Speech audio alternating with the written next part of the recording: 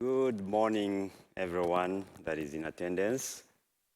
Good afternoon, good evening, and a good night to wherever you are watching from. It's really a pleasure being here with some of the smartest people in the business, as you would want to call it. So I feel very, very humbled to be amongst you.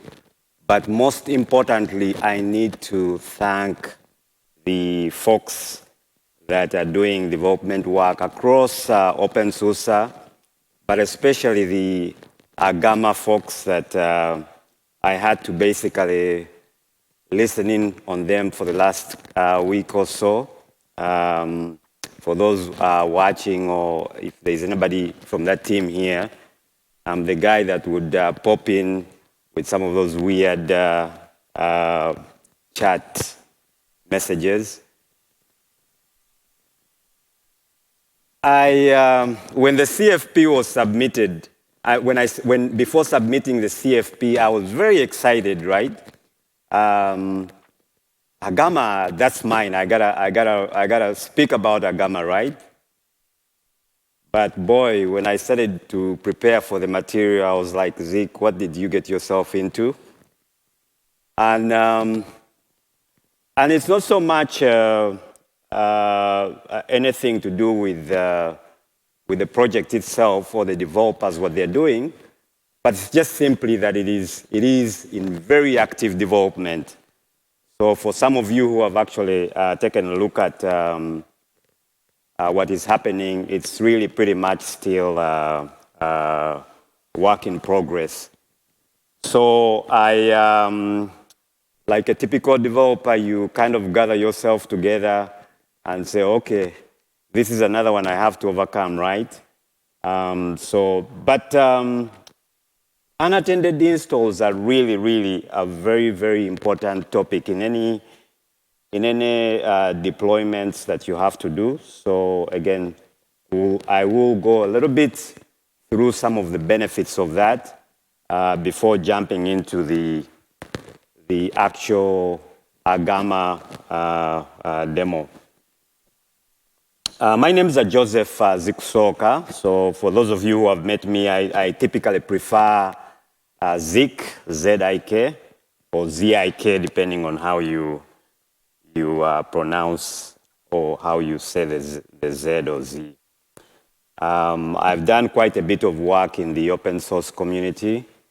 Lately, I'm finding myself doing more of advocacy work.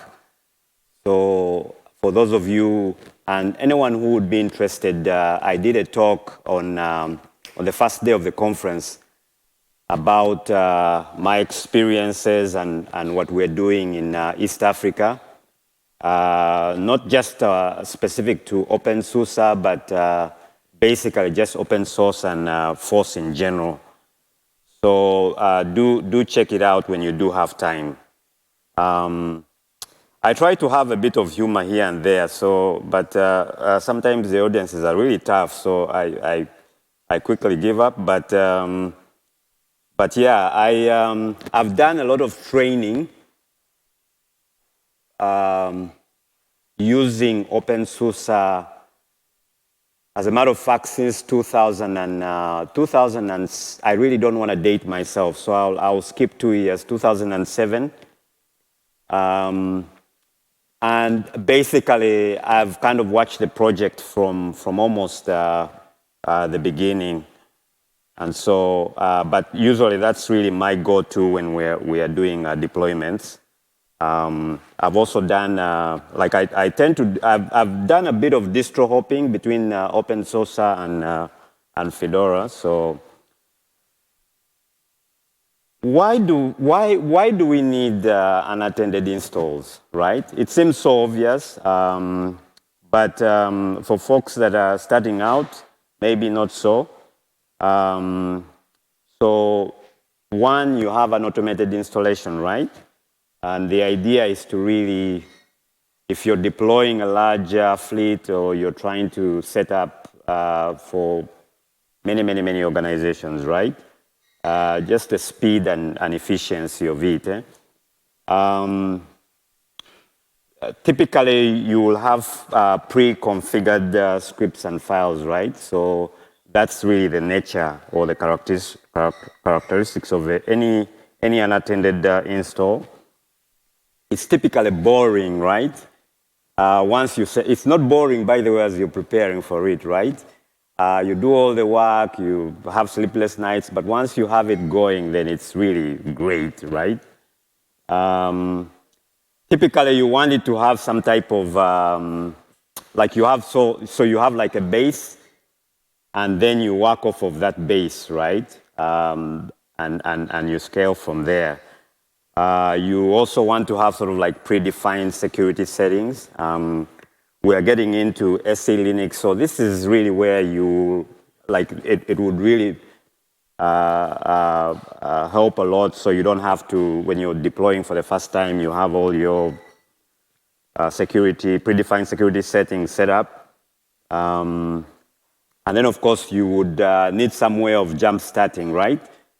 So either using an ISO, a typical ISO on a I don't want to say CD or disk, but on a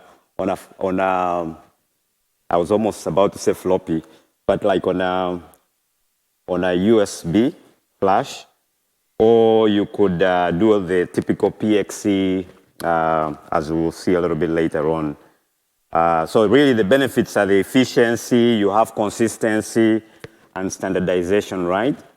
So, you know, literally everybody has the same. And by the way, it makes sense, and as we'll see shortly, for the groups that this is targeted to, like in an enterprise setting, right? As a matter of fact, it's Agama, really one of the main goals is try and get it into SLES, right? SLES 16. So you have, of course, customization, right? And the ability to extend it. That flexibility, so if you have different architectures, you can then, like you then don't have to be limited by just simply, you know, you can scale it out. You have, of course, the ability to integrate third-party apps, so, and especially during like post-installs, during the post-installation stage. But really, the bigger benefit is really having to have what you would call business continuity, right? So if there's a disaster, or even just simply like, oops, I need to start all over again, this kind of like makes it a little bit easier. And so you have the use cases typically the enterprise, like I've talked about already, cloud provisioning, data centers, edge devices. So this is one close to my heart, because when you're deploying small devices, you want that sort of like automation, computing labs, and then of course for us developers, testing and development, right? So those are some of the use cases. So I got this image. It's really pretty cool, I think, right? But I did give I didn't know like who exactly did this, but basically the credit is right there. And but Agama is really a service-based installer. So the idea is that currently you have, for unattended installs, you have AutoYAST, right? But that thing is really becoming, it's mature, don't get me wrong, it's mature, but it's become almost like a beast, right? And it is aging, right? It's not as friendly, right? Adapting, being able to adapt with it is kind of crazy, because you're using static XML files. So it's kind of really not as adaptive. You could do remote accessibility, but not with the sort of things that Agama does. And then also really it's not, like again I say, it is really almost, it's still going to be around with us for some time, but I think it is time to look to the future. And that's what the folks in the Agama team are trying to do, is they're saying, let's look to the future. I will talk about some of the things, like they're really wanting feedback from the community. But one of the things that I like about Agama is it's very, very modular, right? Very, very modular. You have your basically web interface, as you will see in the demo shortly. You have an API-driven setup. So it's really nice what they are thinking, and I think I would say we rally around that. If you look at some of the recent features, they constantly. By the way, if they change something by the end of this talk, don't blame me, right? And so because they're in active development. Things are changing by the minute. So it's possible I could be introducing a flag and someone will have changed it by the end of the talk. That's supposed to be a joke, but nobody's laughing here, so I will move on. The web interface, I will show a little bit of that. Really is really, again, geared to making it friendly. To new users, folks who are coming, and this is really what the installers are. Most times, it is the folks that are coming in for the first. So for a typical, if you've been installing Linux, or you just do your thing. But for the guys, I mean, this is the first phase of the project. So for me, this is really critical, right? It's so important. So having a web interface really makes a difference.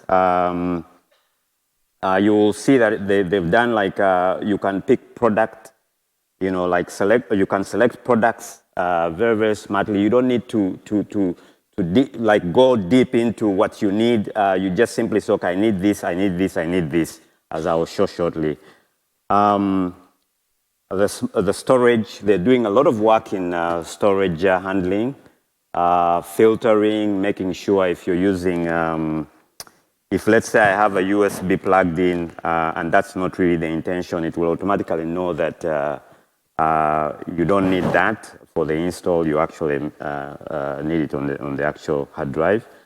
But the bigger one is the JSON-net, right? The JSON-net-based profiles. Those are really cool, in my opinion, because then it's really JSON-net is really a superset of JSON? But it's like it makes it easier then if you're integrating it with other tools and doing queries and things like that. You can do like there's a monitoring capability, command line monitoring, so you see what is going on. So for a first look, and again, I know this was done last year, but again, there are folks who are seeing this for the first time. I did a QR code, and I hope you're able to scan it, but that's really where the download is. And currently, I think they have, even as late as this morning at 9 a.m., someone will correct me, but I think up like probably like 9 a.m., there was a bunch of pre-releases. So what they have is they have ISOs, they have Arch64, they have your x86, right? And all the other two. But you can scan the QR code to get to the download page, and you'll see what I'm referring to. It's typically will give you the ISO, but if you break off the URL, you'll see kind of the snapshot images. Again, it's a lot. Sometimes they will break, like there will be ISOs that are broken, and it's just a matter of waiting maybe the next day to try it out. Usually the guys on the like usually in chat will pretty much pick it up very quickly. So so this is what what I did is I created. So I didn't plan on being here and clicking and what have you. So I did I pre-baked this, and I created a script, and it's on my GitHub page. That it's basically a bash script, and you basically will, it's like running chem, like to start the VM. So for testing purposes. So really nothing really much, just the typical QEMU flags, just making sure. So I had it one for ISOs and then PXC. For the PXC, I set up like the DHCP server and the PXC Linux setups there. So that is critical. But I'll show you. So if we go ahead and start that, it should spin up something. And so this, you're already used to this, right? And again, most if you've been around Linux, most installations look like this. So if I press the E, just to, again, it's critical because you need to add some flags occasionally to the kernel, Linux kernel, to the bootloader there. Eh? And so if I type, so console really helps me see what is happening, right? And you will see why shortly. Again, it will start that. And basically load the kernel, load the init images. And basically you should see something like this. So just before I continue on with that, at the bootloader you have, there are very many options you can kind of tweak, right? You could tweak the host name, right? So I could have something like agama.jambola.net, right?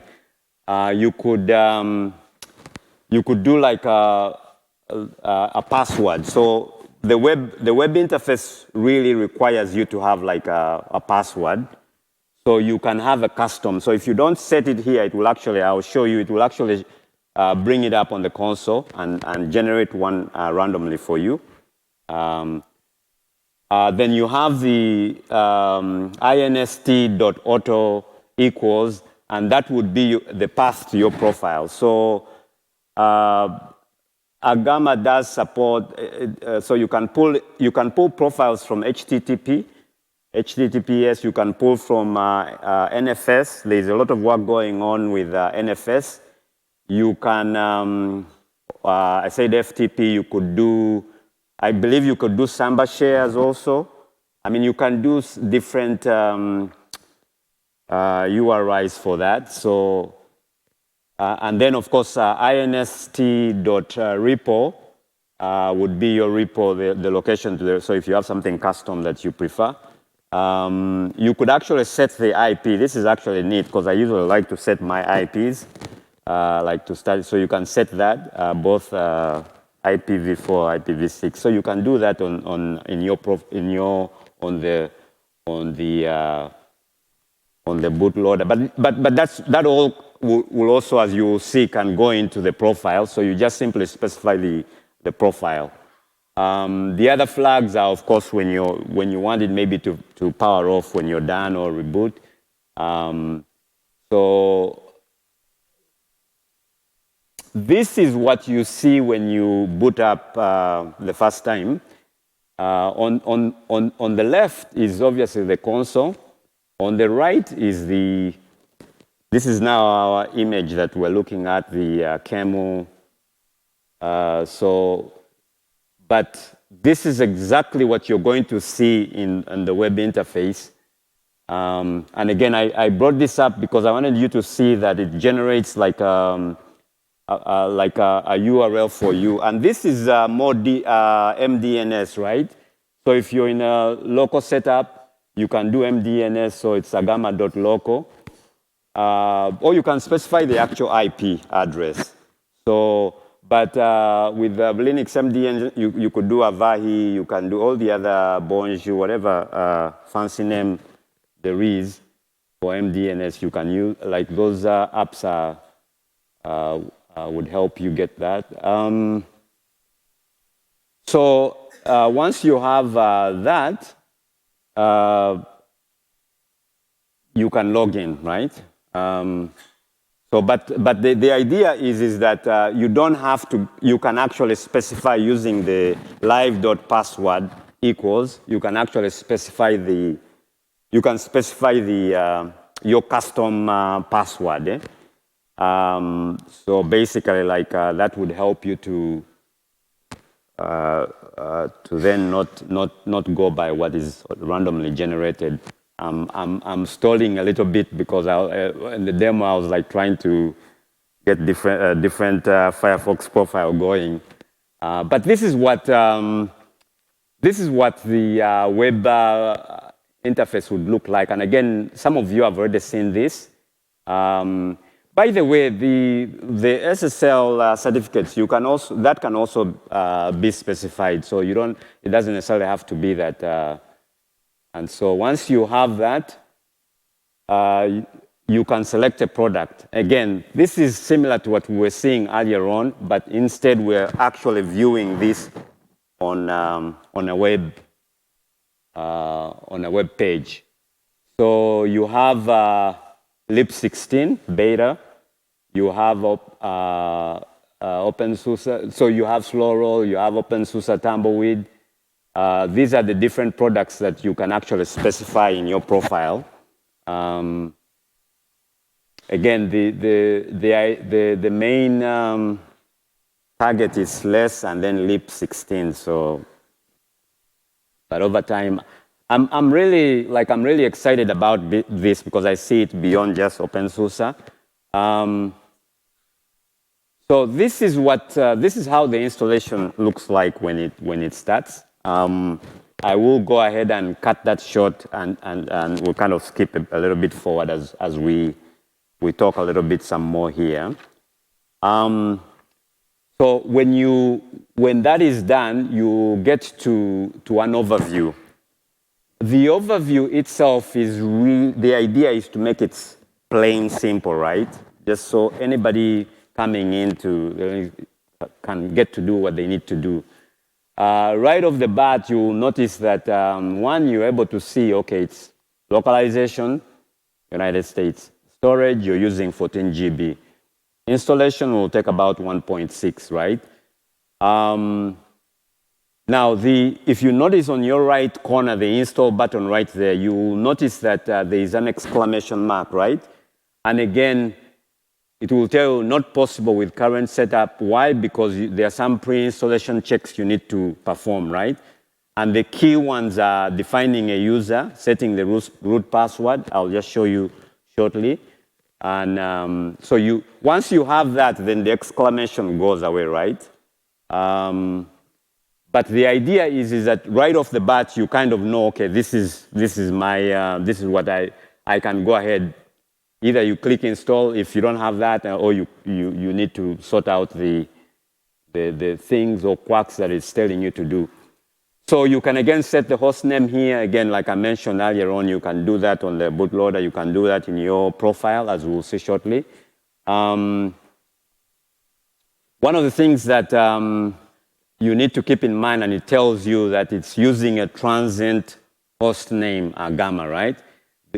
So that's really critical. Then again, you can set up the language. Typically for me, I usually do US, but you can set up the keyboard.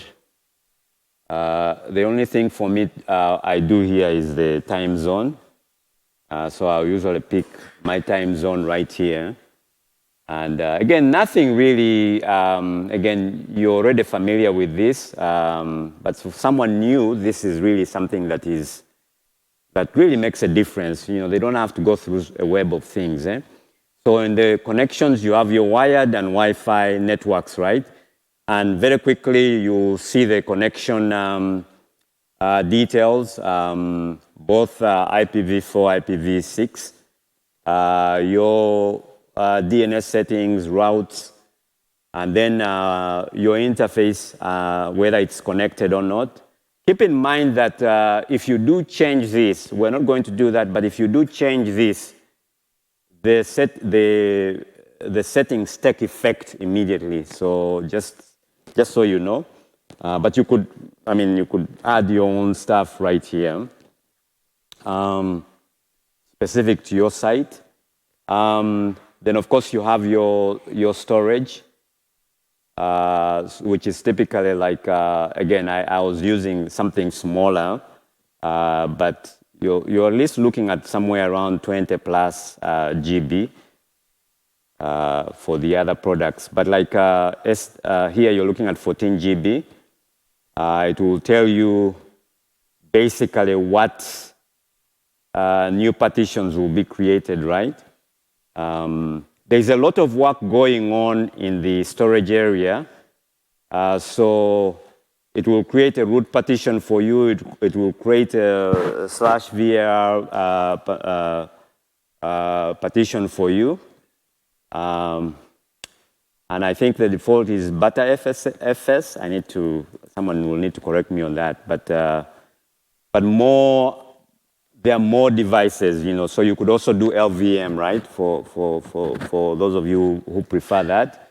And then as you see in the bottom, it's actually telling you the result of things that will be done, right? So we have our nice layout of the fact that it will create a GPT on dev SDA. It will create a BIOS boot partition. It will create a root partition.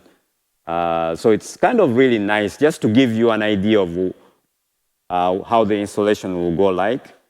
Again, if you do installs, this is nothing really new, but for someone starting out, again, this could make a big difference.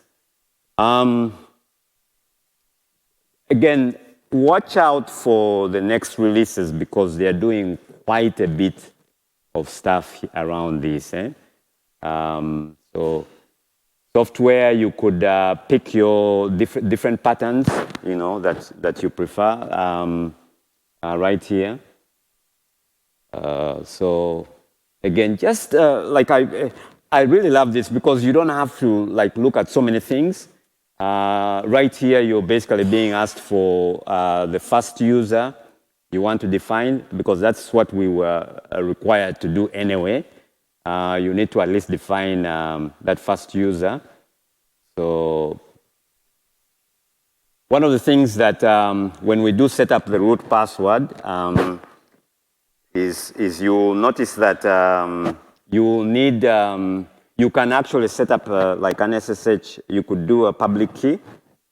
You could actually do a public key so you don't have necessarily to do a plain password.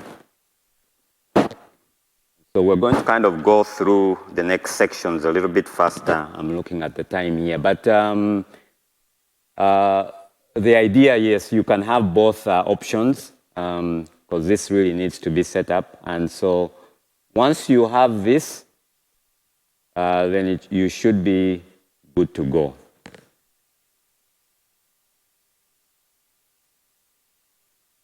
One thing that I love about this is actually you can upload it also, right? So you don't necessarily have to type it out. So you can actually upload it, which is really kind of cool.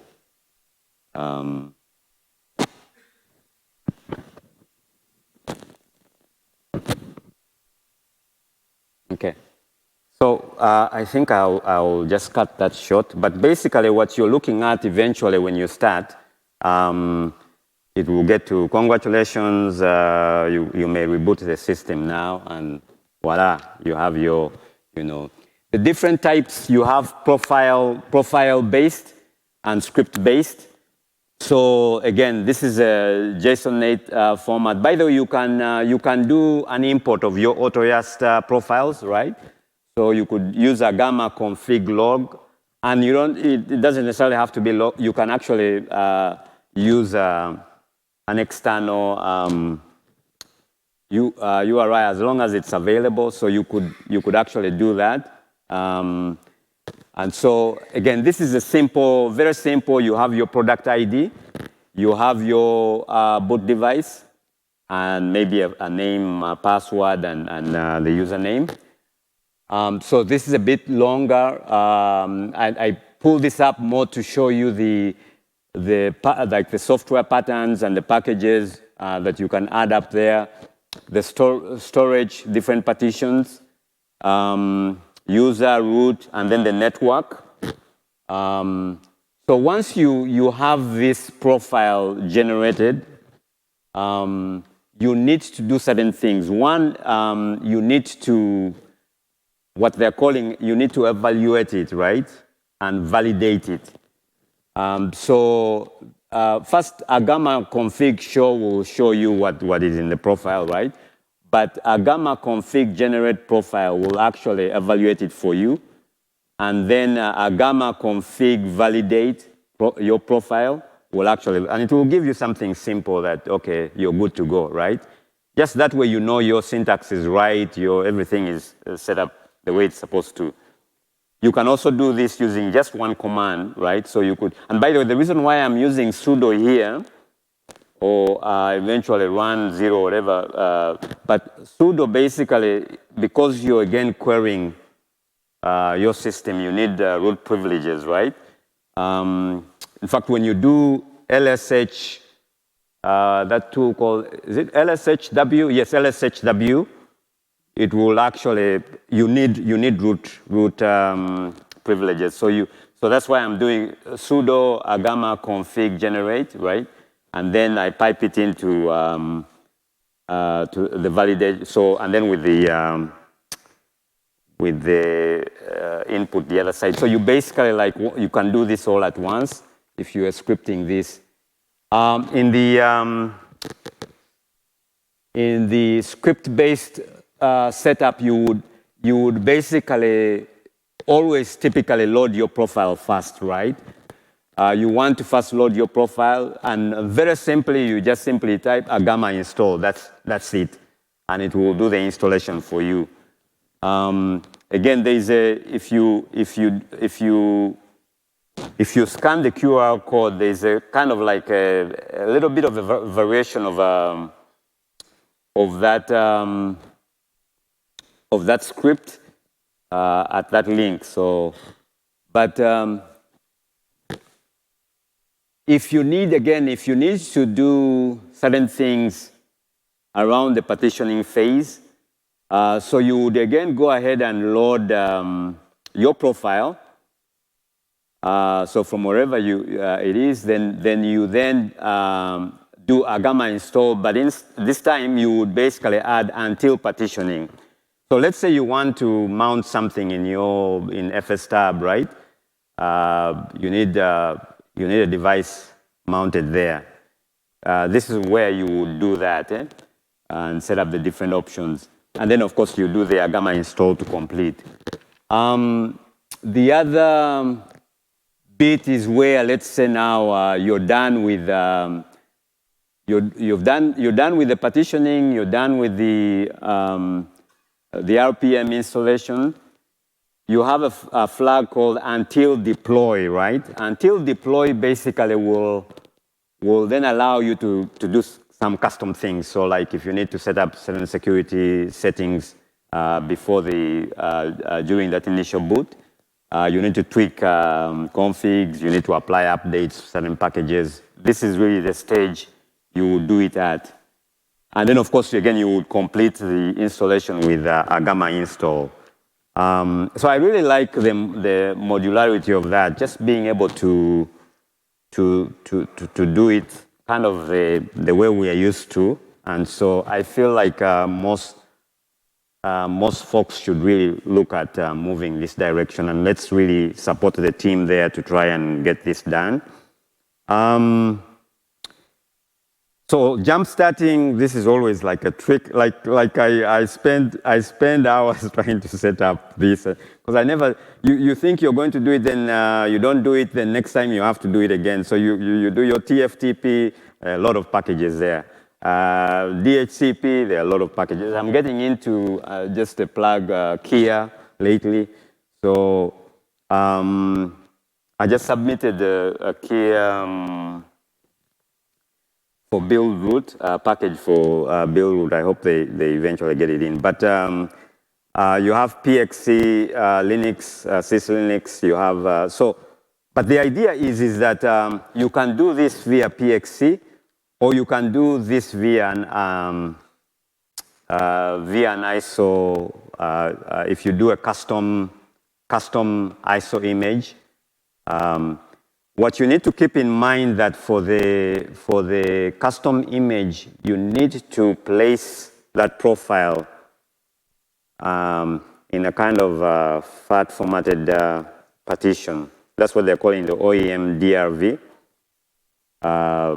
or under the root partition.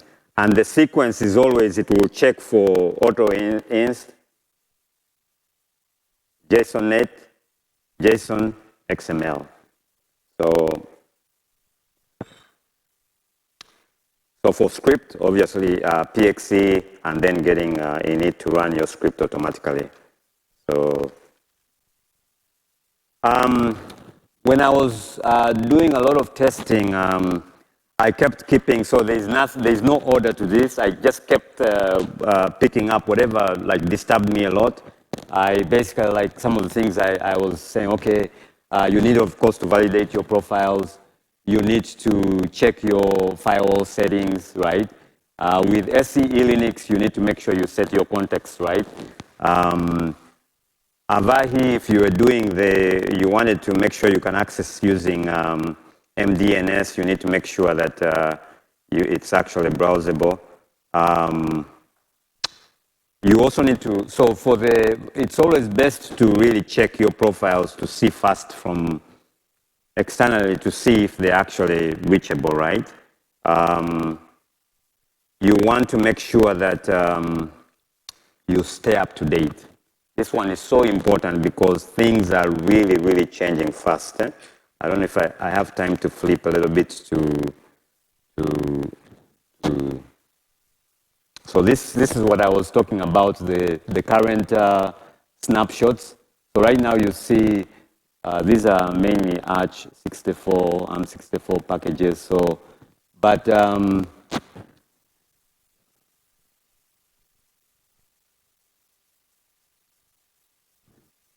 yeah, so the last, I really thought they were going to do one this week, but like, anyway, the last one is May 27th. So you really need to be like following what is happening because a lot of stuff is keeps changing as you're testing. So if things are not working out quite right, so you want to make sure that, so they're revamping certain things here and there. So yeah, I ran into a situation where I prepared the material first, and then at some point they changed, on the Agama command, they changed the options, and I was like, okay, I guess I need to update my talk. So in terms of the roadmap, they're looking at improving, obviously, the storage handling, the installer questions, so, things that you really need to ask someone for, maybe an encrypted password, things like that. The bootloader password, they're really looking at making some changes to that. They're looking at improvements in the NFS shares, connection to NFS shares, and also handling the ButterFS file systems, and then improving integration with other tools, because that's really key. I was talking to someone earlier this week, and they were saying how, a lot of people are already invested in AutoYAST and how it all goes. So it's nice to be able to not restart again from scratch, right? So here's where I run away, folks. But if there are any questions, go ahead.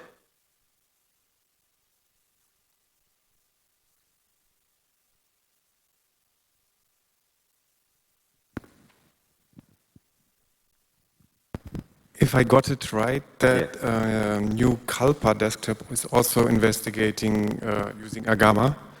So it's Is it also for non-automated installs well suited? I'm sorry, I didn't catch that a little bit. Is it? Well suited for non-automated installs as well. Like as in the target that they're looking at, eh? Yes. Okay, so right now you're looking at, you're basically looking at lib16, right? And then slash 16. So again, for the enterprise, that's the, that's kind of been the major goal.